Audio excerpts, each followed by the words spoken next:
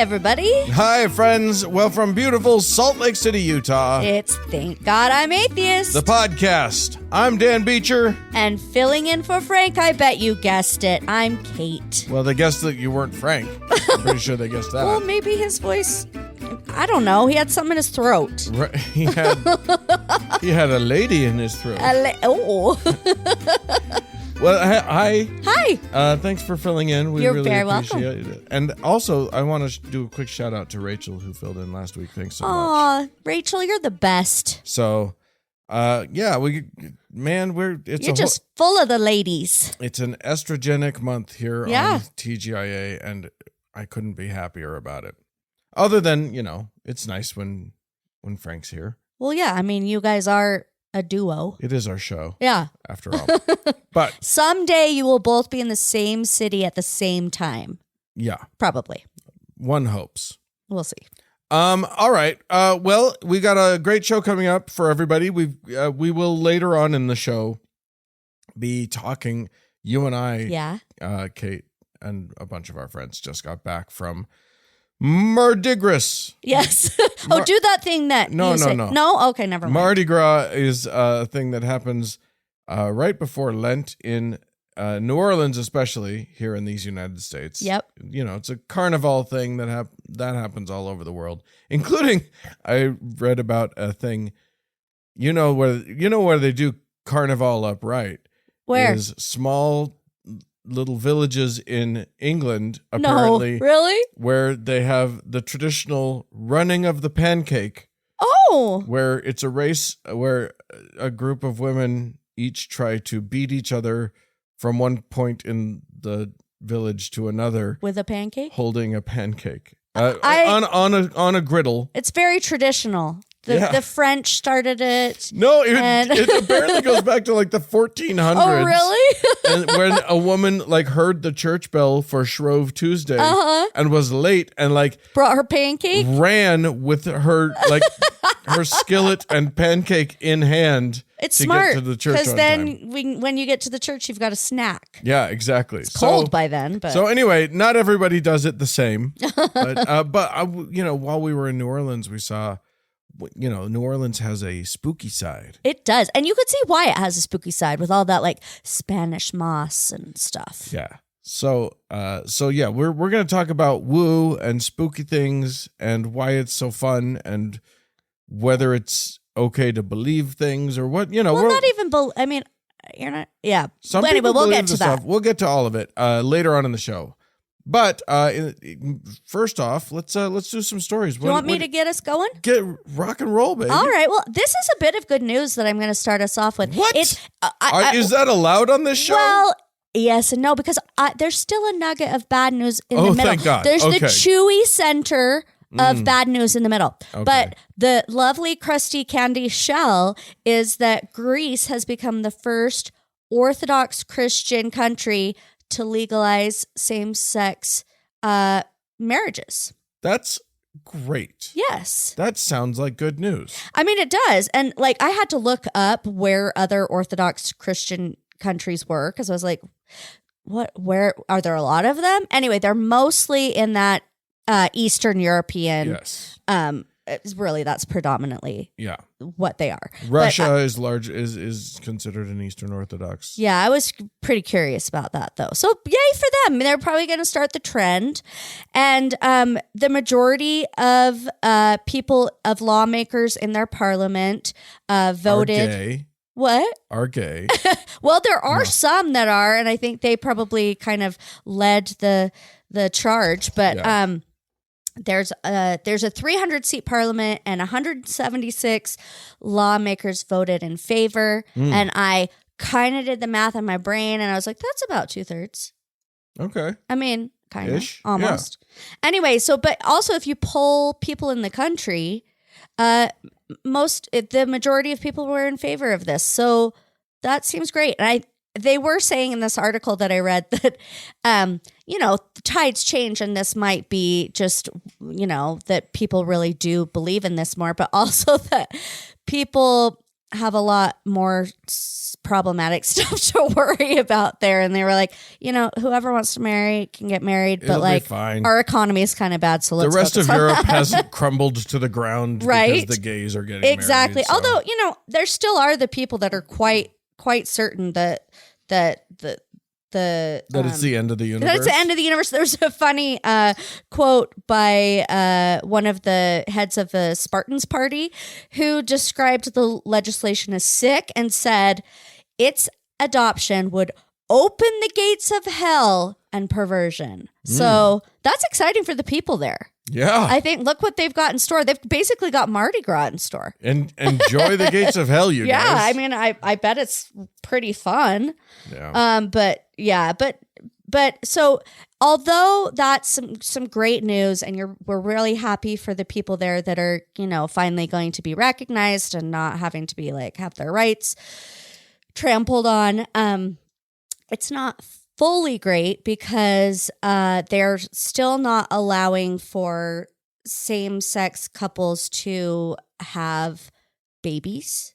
So if you already had a baby, like a child from another marriage or something, sure, you could legally adopt that child into your other marriage. Okay. But if you wanted to have a surrogate, they won't allow for that. Well, we know, surrogacy is evil. The Pope said it just a few weeks ago. Oh, really? I hadn't heard that. What's evil about it? Ask the Pope.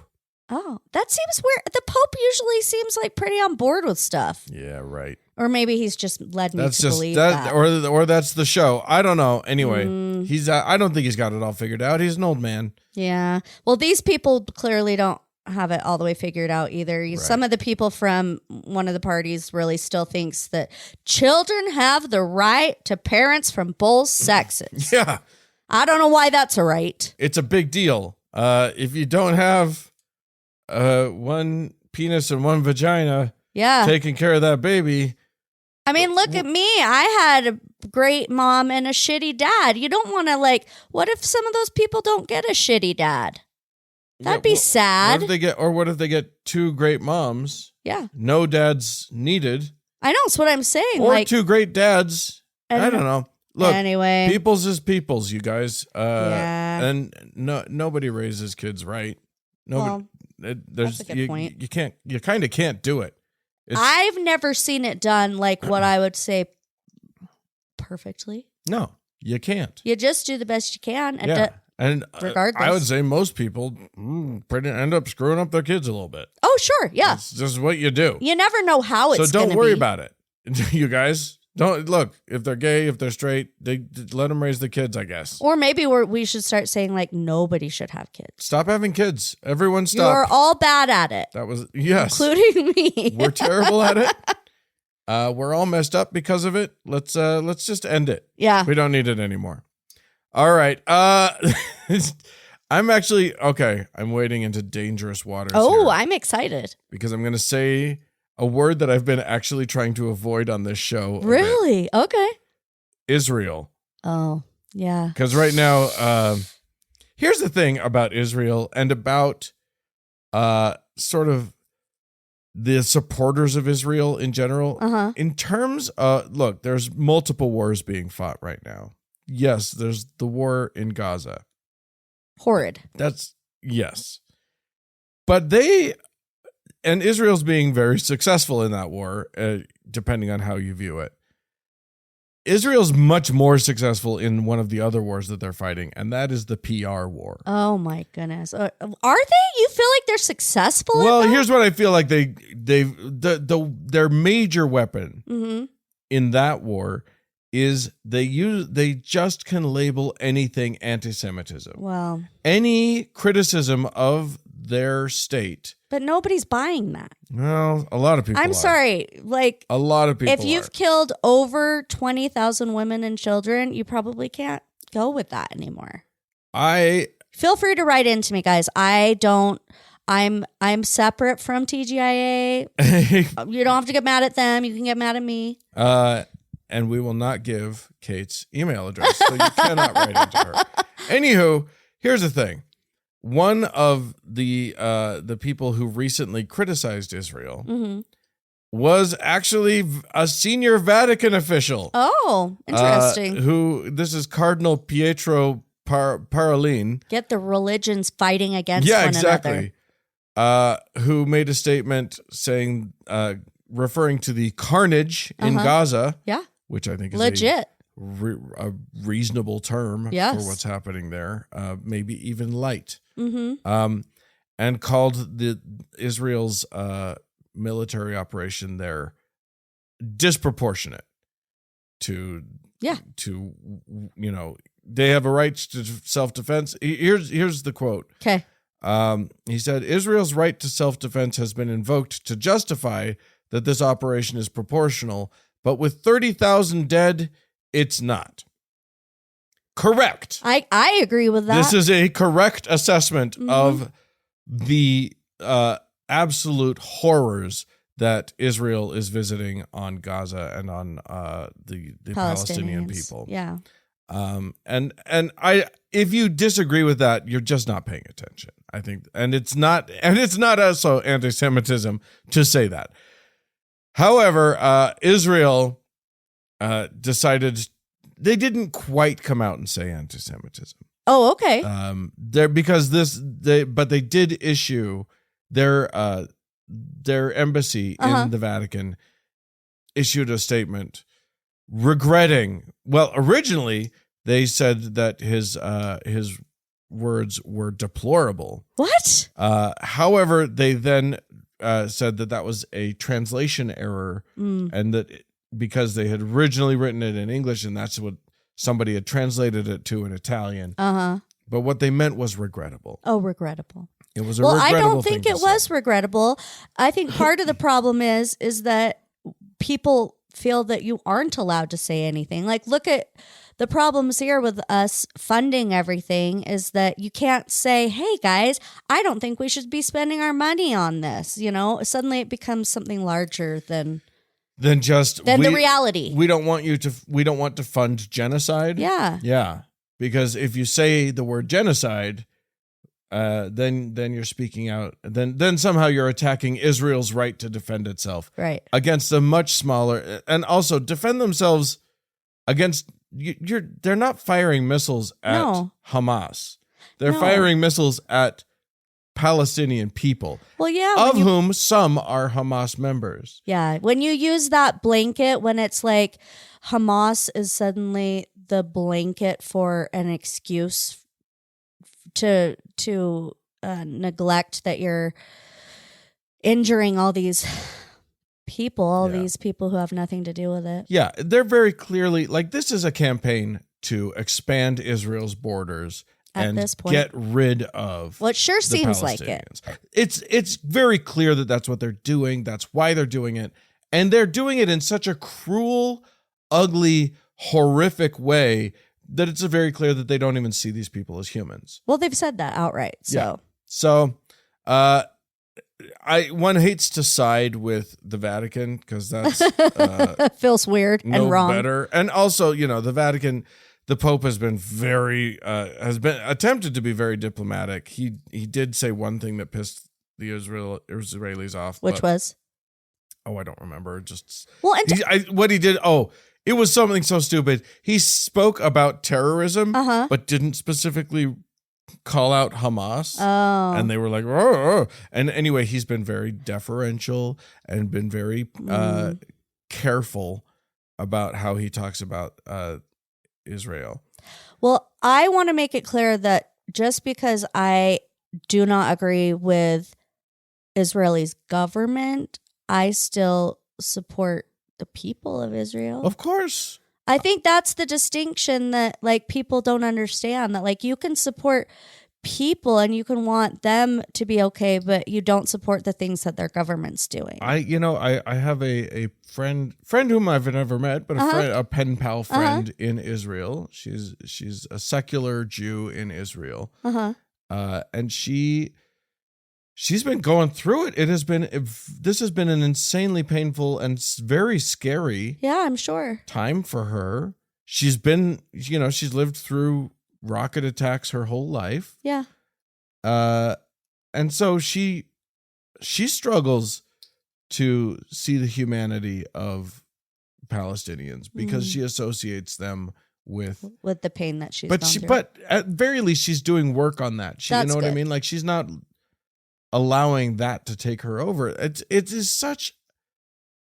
I get the human. If someone shoots rockets at you, you want to figure out who that someone is and then stop it. not want that group to be anywhere near you anymore. Sure. And if you associate that group with a larger group, I get it. None of this is easy. None of this is obvious. There's nuance to all of it. But Israel's actions are absolutely unjustifiable. Well, that part, I feel like there isn't much nuance. Like slaughtering helpless people, there's no nuance to. Bombing hospitals. Yeah. You just don't pushing people so far south and telling them to go there and then attacking them anyway when they're there. Yeah. Not okay. None of it's okay. Anyway, there you go. I did it. I talked about the Israel that was really depressing. Well, it should be. Jump to something else, quick. Okay. I'm going to try to lighten the mood, but God, that's hard to go after. No, just go. Okay, this is a funny story, you guys. This is a funny story. So there's a Christian production company called Revelation Media that has decided that they are going to animate the entire Bible. Ooh. Because what we need now is cartoon Bibles. And okay, so it's really funny because I think that they came across the idea for this project because they were like, kids just aren't into the Bible anymore. Why aren't our children into the Bible? Yeah, when we were kids, boy, we were reading the shit out of that boring ass book. It's usually fascinating, and children love the Bible, and they've always loved the Bible. And what's wrong with these kids nowadays? And what they figured out is that they were just watching too much, media. Mm-hmm. And the kids these days, they learn in a visual way. And that visual way is usually like on their iPad or on their phone. And so they were like, if kids have too small of an attention span and they just cannot bring themselves to read the Bible, we'll make it interesting. I love for them. that. We'll bring it to them. Guaranteed they haven't read the whole Bible.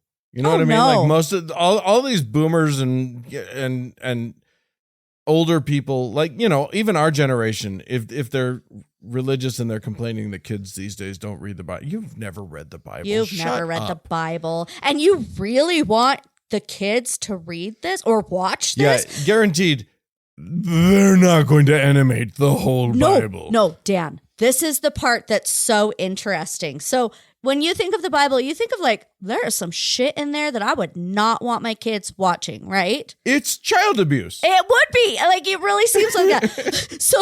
So one of the interesting things was that they were like, okay, we're going to go for this and we're going to tell the whole story. We can't shy away from things that like we don't think kids should see, such as they were torn on how to tell stories about like, violence and abuse. Yeah.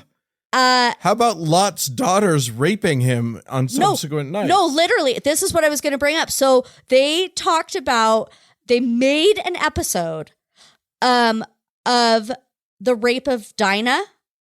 They literally made an episode and then they presented it to mothers, like parents, and they were like, do you think we should be showing this to children?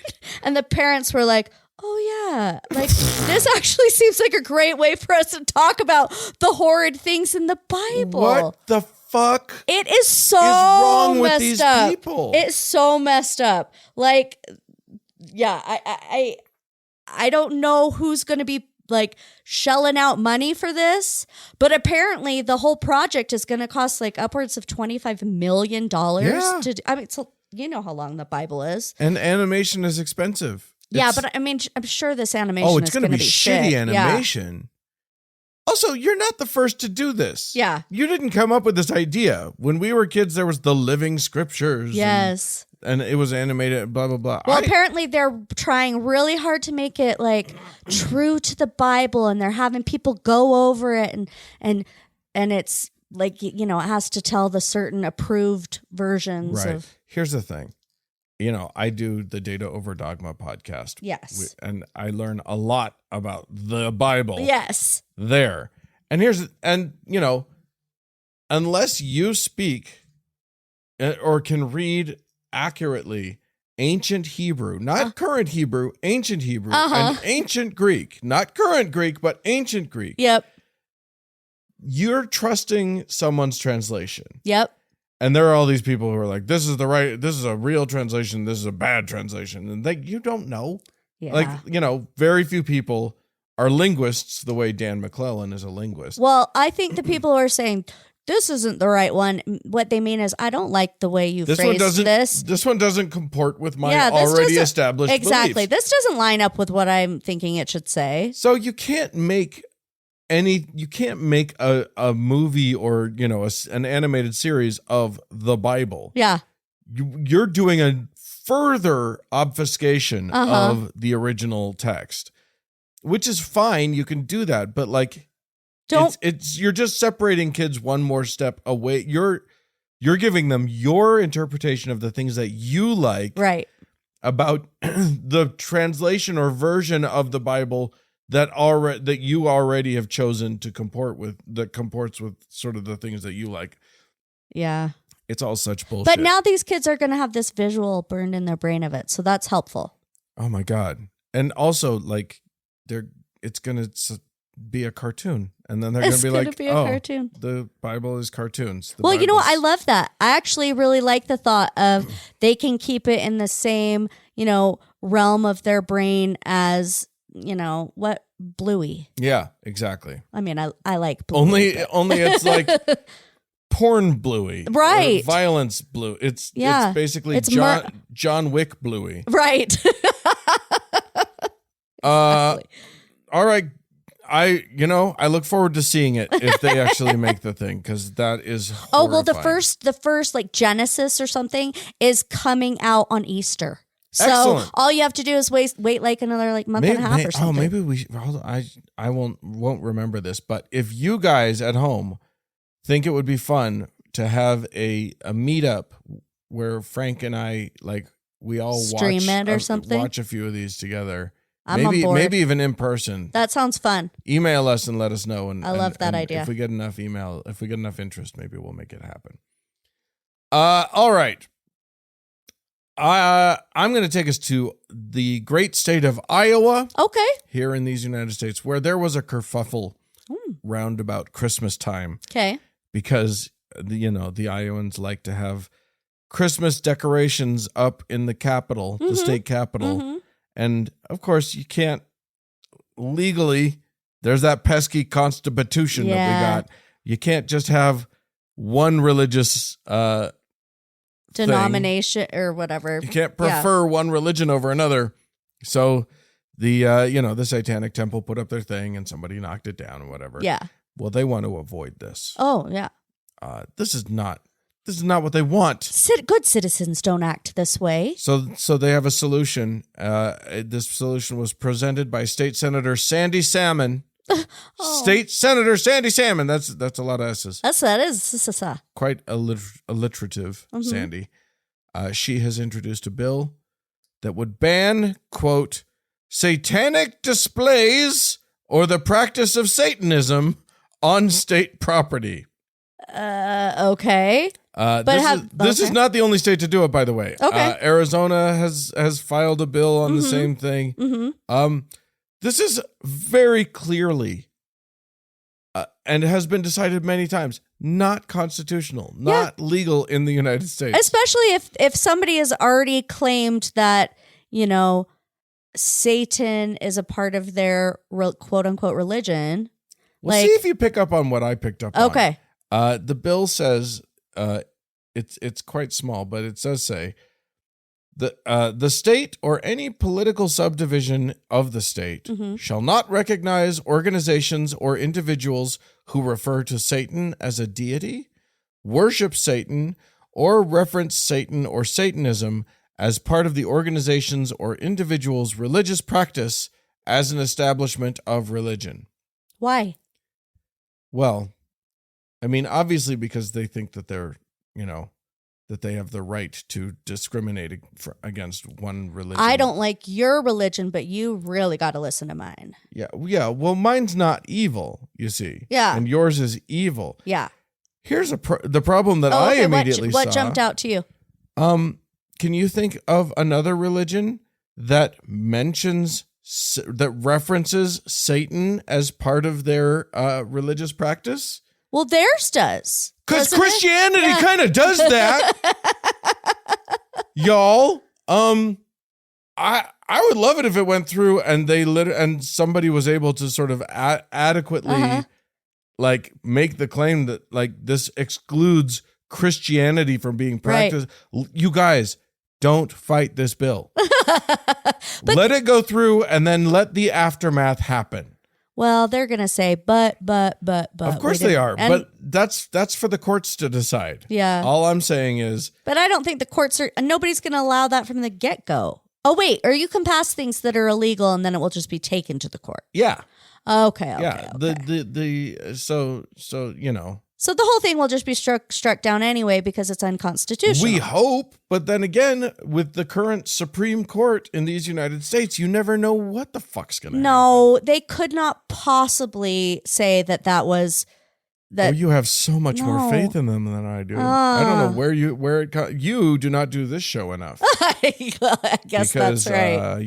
I don't think you'd have much faith in our current group of I don't have a lot of faith in them, but like that just feels so hypocritical. Like they are 100% okay being hypocrites. They're the masters of it. They are fine with that. Ugh.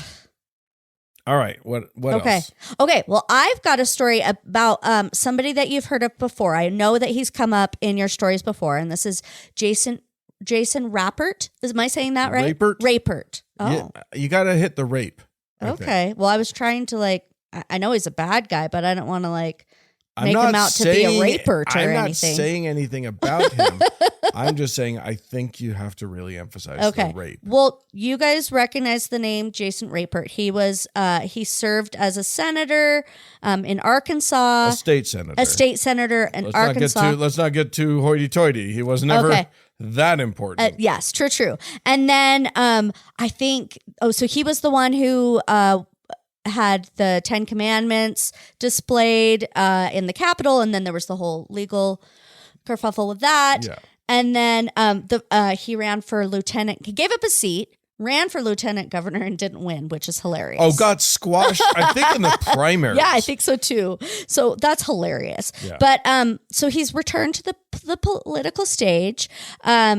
Sarah Huckabee Sanders just recently... She's the governor. Yes, pardon me. They're in Arkansas. Governor Sarah Huckabee Sanders recently appointed him to the state library board, which you'd think there's a state library board and he has some interest in being on that board. But with the way that people have been wanting to ban things left and right, you can kind of, understand why he'd want to be appointed to that board. He's Jesus' holy warrior against books that say nice things about gay people or whatever. Yeah, yes. And in fact, so there had been a law passed, I think it was last year, in 2023, that was that said that if anything was considered harmful, librarians weren't allowed to have that in the library. Kids weren't allowed to check that out, although they didn't define what they meant by harmful, but what they meant was gay or, Right. So that's going get that Bible out of there, for crying out loud. Right? I know. Well, that's the irony. So, in that last story I just told you of the man of the production company that was let's depict the rapes and the murders. Yeah. He would not be on board with that. But if it's from the Bible, it's fine. Yeah. Anyway, so this case that's going to trial about that law that was wanting to take these books off the shelves had three main plaintiffs in that case, which were these three different large libraries in Arkansas. And so what he proposed the second he got onto this library board was that they shouldn't get any funding. Those three largest libraries shouldn't be allowed any money from the state because they're going to trial, and we don't think that they should have any money till that's sorted out. And luckily, the other people who were on the board, there's 6 other people on the board, one of which was also appointed by the governor, were like, no, we don't feel okay about that. Libraries are too important. We are the library board. Yeah. Our whole job is to fund the libraries. Yeah. What are you doing? And I feel like if you're the sort of person who was like on the library board to begin with, like even though obviously Governor Sanders is trying to like push her people into places where they can, wreak havoc on everybody else's rights. But the library board, they're normally like, no, you're not fucking with the library. Right. It does seem, look, if nothing else, let this story point to the fact that the Christian nationalists that are gaining power in this country and that have been sort of pulling the strings on the right wing for the last little while, their main interest is in stopping education. Oh, absolutely. They do not want an educated populace. They want an uneducated population and not of even dullards, empathetic, because they're easy to control. Totally. Yeah. And they're not hiding it at all. They're overtly doing it. They are trying to take funding away from schools. They're trying to take funding away from libraries. Yeah. Anywhere where a young person might, or even a grown person might actually educate themselves. Yeah. In any real meaningful way. Or even in just small ways where you see other people as human, know? Yeah, it's But the bright side of that is that he was shut down. He failed. Yeah, he was shut down, and I'm sure that Governor Sanders is going to try to appoint other people to this board and kick these reasonable people off the board. Right. But for now, we can know that the libraries in Arkansas are still funded, and people can still check out books and maybe learn something. Right. But there might be a gay in it, so watch out. There might be. I'm going to close us out with an interesting Gallup poll that was recently done. And this poll, it was interesting because one of the main things it asked was about people's confidence in the honesty and ethics of various groups. Okay. And one of those, so like we're talking about things like, how honest and ethical do you assume journalists are, or members of Congress? That one's the lowest, by the way. That's no surprise. Nobody believes that there's any ethics in U.S. Congress. No. Senators do slightly better, but not a lot. Here's an interesting one. In 1985, because they track these things over time. Sure. Clergy Clergy members were only trusted at a rate of about 67%. Okay. Was that because there was a lot of like sexual abuse back then? Was that the height of it? Oh. Or I don't know. You think there's only been sexual abuse at certain times in history? It's when it feels like it came to the forefront. Like I don't think that happened until the 90s. Oh, was that in the 90s? Okay. Well, anyway, I don't know. 67%. Would you like to guess what percent of Americans would believe that clergy members are ethical and honest and trustworthy? I'm gonna go with now. I'm gonna go with mid 30s. I'm gonna say 36. Still high. Whoa! They are at 32%. All right. Wow, that's a big drop. The clergy. I love that Americans have lost their trust in the clergy. Well, they've proven to be distrustworthy. Oh, all you have to do is pay any attention. Yeah. And that on a clergy person by clergy person basis, of course there are some trustworthy ones. Yes. There are some lovely people. But as a group, yeah.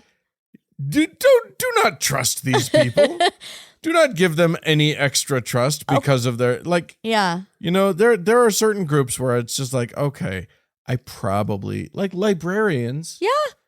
I think trust librarians a lot. In general, I believe most librarians are there to do good in the world. Me too, and to assist and to help you find what you're looking for, and what, regardless of what that is. Yeah.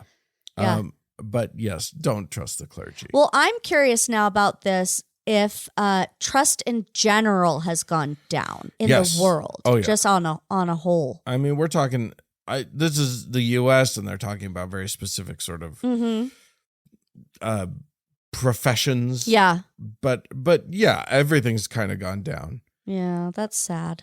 Pharmacists are doing okay. People tend to trust pharmacists mostly. Well, I mean, you are entrusting them with your life. Yeah. And for the most part, they're just distributing the thing that your doctor has asked you to. They can still mess it up, but they can. It's true.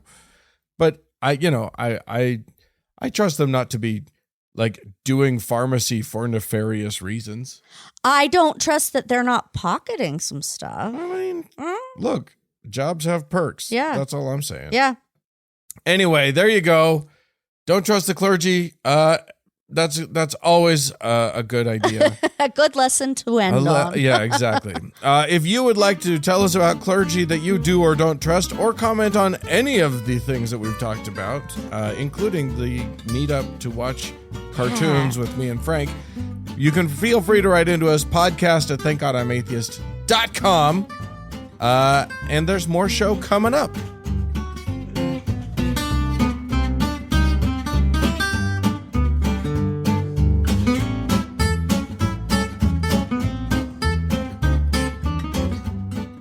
Well, friends, today is a special day because Kate is here. We're gonna skip the thanking of patrons. So this is your opportunity, friends at home, to become a patron and give us a lot of people to thank next week. Yeah, I love that idea. Then you can do that at thankgodimatheist.com and click on the support tab.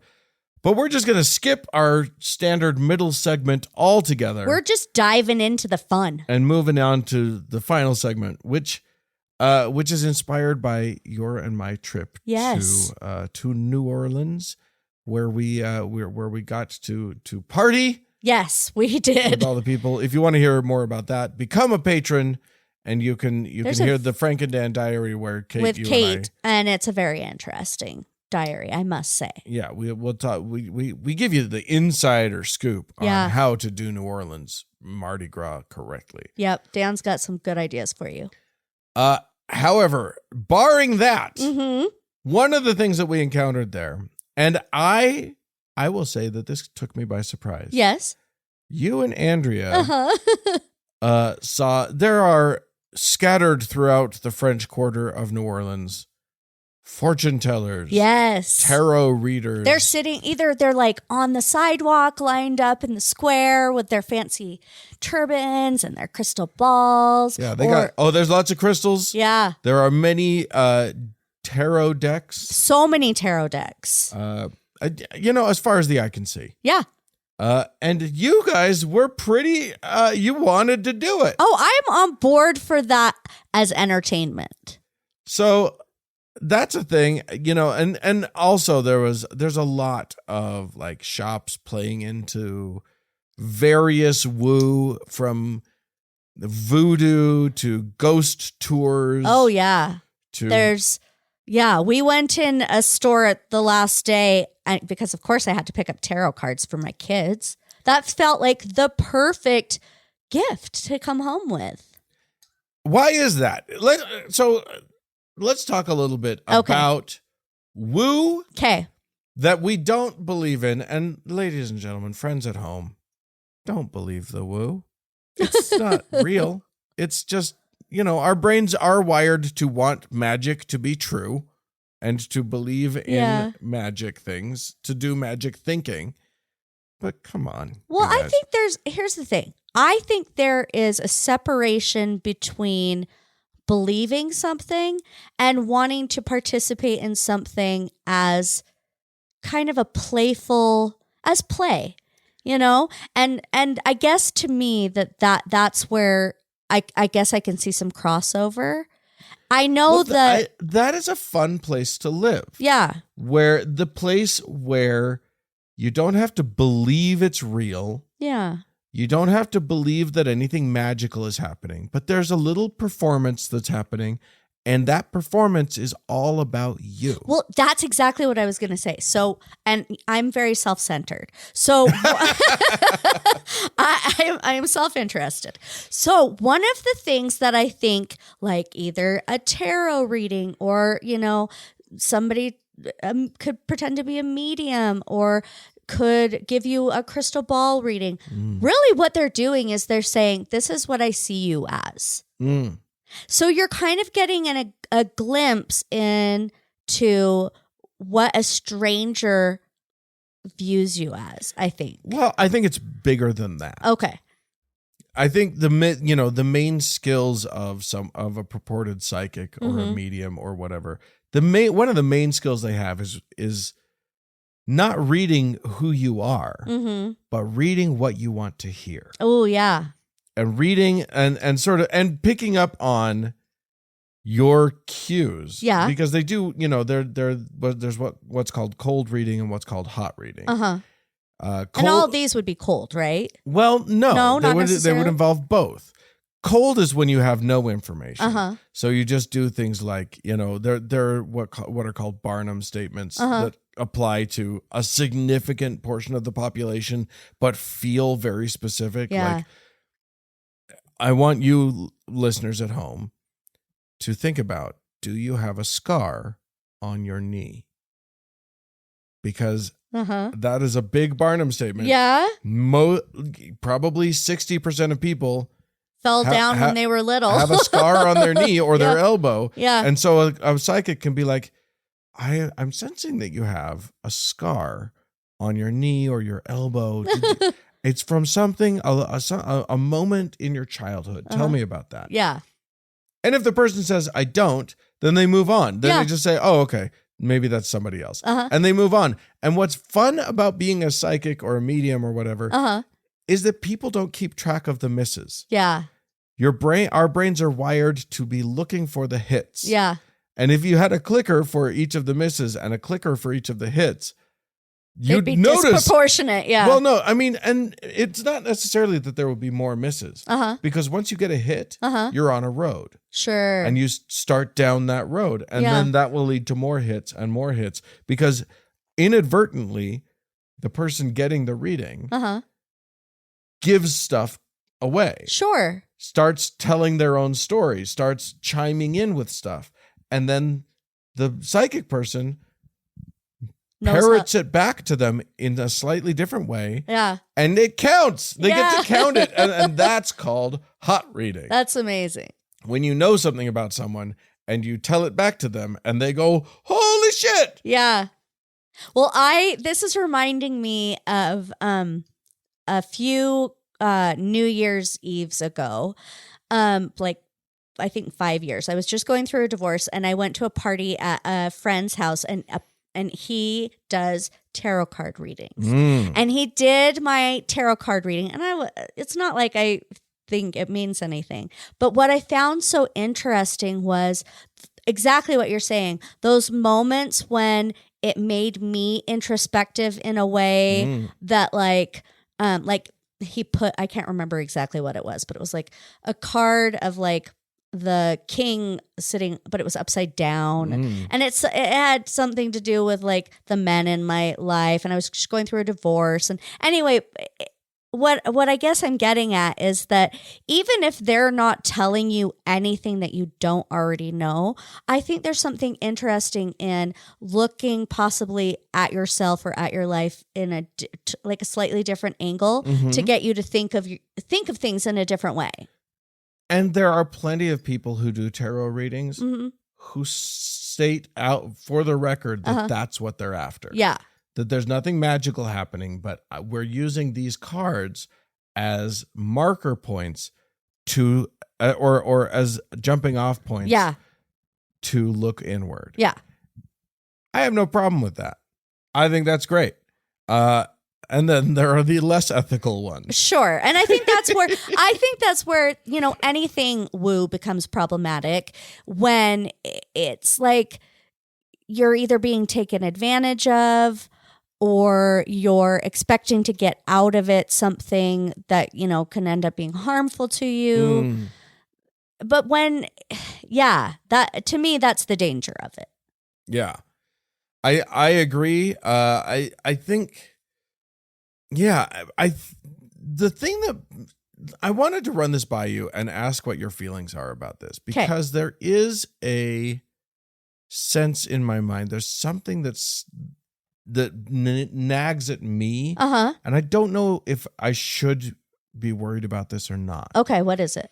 And that is that participating even for fun might spark a little part of you that nurtures a belief. Interesting. And that even that if you do it more without noticing what you're doing, you will start to have you might start to actually foster. You're feeding that belief in the magic side of it that you didn't start with. Interesting. As it starts to click for you, as it starts to like as if someone's particularly successful at opening some things inside of you or touching on something that's yours. I just wonder. I don't know if there's a danger. I don't know either, because I've never I think I've never participated very much in it. And I think if you go into it very thoughtfully with a mindfulness toward not acknowledging what it is and what it isn't, you're going to be fine. Right. But I think most people don't want to summon up that level of mindfulness. They just want an enjoyable experience. Absolutely. And I worry that could lead down a road that's destructive. And, look, it's a person telling you things about your life. We all have friends that give us advice about our lives. And that advice may be bad or it may be good or whatever. But you're paying for this. Yeah. This is costing you money. And a lot of people pay money that they can't really afford. Yeah. Or that could be go somewhere used in so much better ways. Go to therapy. Absolutely. Use your money there. But I feel like this feels shortcutty. Yeah, except, okay, here's the thing. I think if this was something that you're doing in your normal life, yes. But that's what I'm saying. Yeah, okay. You're saying I'm saying if it stops being, an occasional entertainment. Yeah. And becomes something that you rely on. Well, yes, quite obviously that would be problematic. It's obvious to us. Yeah. I don't know that that's always obvious. I'm going to bring up a thing, and we can get back to this if you want to, but the thing that I was curious about feeling problematic was the cultural appropriation of things. So when we were in New Orleans and we saw the stores with voodoo stuff, and it seems fun and kind of kitsch to us, and you want to go get a voodoo doll because that's a fun thing to bring home with you, but that is somebody's culture. It is their religion. Well, yeah, voodoo is a real religion. Voodoo dolls are not have never been an actual part of the voodoo religion. It's just something that somebody made up for, I think, a fictional story one time. Oh, interesting. And it caught on, and then people wanted it and they were hungry for it. Yeah. And it just serves to sort of further marginalize a group of people that are already pretty damn marginalized. Yeah. And and turn them into cartoon characters. Yeah. I don't see anything cute about that. That feels like appropriation. Yeah, that feels like appropriation too. But I don't know if tarot is rooted in that. I don't. Oh no, tarot's dumb. Tarot. Okay. A tarot reader might tell you that it goes all the way back to ancient Egypt. It does not. No, I think it had something to do with playing cards in England or something. It was a game in Italy. Yeah, in Italy. Okay. A card game in Italy that sort of made its way out and then got added to, and then suddenly somebody's doing a fun parlor trick with them about your life. Yeah. And, Well, honestly, the thing that I enjoy most with a tarot card is I just love the different artwork. Right. It's lovely. It can be. It can be really beautiful. There should be like Sesame Street tarot cards. There probably are. Honestly. Yeah. Ooh. I got a deck of erotic. Ooh. tarot cards. I just want. You got Big Bird, but he's in the inverted position. You got Dead Elmo or whatever.